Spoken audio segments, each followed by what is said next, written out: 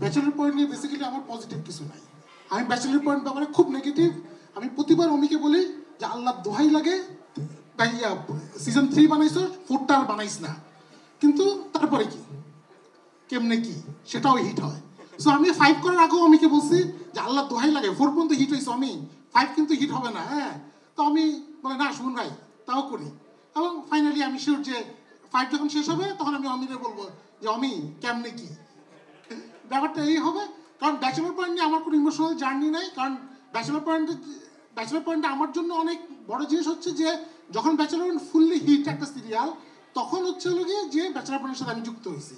So আমি খুব ভালো অভিনেতা, কারণ নাইলে এরকম হিট সিরিয়ালের মধ্যে আমি আমাকে নিত না। এটা হচ্ছে প্রথম কথা আমার, নাইলে আমি নিতই না। কারণ ব্যাচেলর তুঙ্গস্পর্শী জনপ্রিয়তা। তখন আমাকে একদিন আটকা ফোন দিল এই যে পলাশ আর মিশু, এবং ফোনটা দেওয়ার পরে আমি ব্যাচেলর পয়েন্টে অভিনয় করব এটা নিয়ে আমার কোনো অবাক হয়নি। আমি অবাক হয়েছি আমার ক্যারেক্টারটা নিয়ে। কারণ ক্যারেক্টারটা ঝামেলা ছিল যে আমি পলাশে বললাম যে পলাশ ক্যারেক্টারটা কি। পরে শুনুন ভাই আপনি হচ্ছেন একজন এই মার্জু ভাইয়ের বন্ধু যে আমাদের বাসায় আসেন, উনি কোথায় কোথায় থুতু মারে। এটা শোনার পরে হচ্ছে আমার একদম পুরো একটা ডিজার্ভ হলো। কারণ হচ্ছে হলো গিয়ে ছোটবেলায় থেকে তো আমি যে মোটা সোটা মারামারিতে কারোর সাথেই পারতাম না, এবং দৌড়ে ধরা তো আরো অনেক দূরের বিষয়।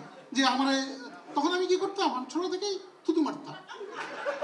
জাস্ট আমার বন্ধু বান্ধবরা সবসময় ভয় থাকতো যে যে কেউ খুন হইলেই তার শরীরে নিশ্চয়ই ডিএনএ চেক করলে আমার থুতুর ডিএনএ পাওয়া যাবে, আমাকে গ্রেপ্তার করে নিয়ে নেওয়া যাবে। তারপরে যখন আমাকে এটা বললো, আলাম এটা কি তোরা জেনে বলছিস করছিস নাকি না জেনে, বলছে পুরোপুরি না জেনে।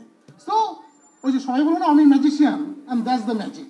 এবং আমি শিওর যে ব্যাচেলর পয়েন্ট 5-এ অনেক ম্যাজিক থাকবে, এবং সেটা আপনারা দেখবেন, এবং সেটার জন্য আরেকটু অপেক্ষা করতে হবে। সো সবার সাথে দেখা হবে। ধন্যবাদ।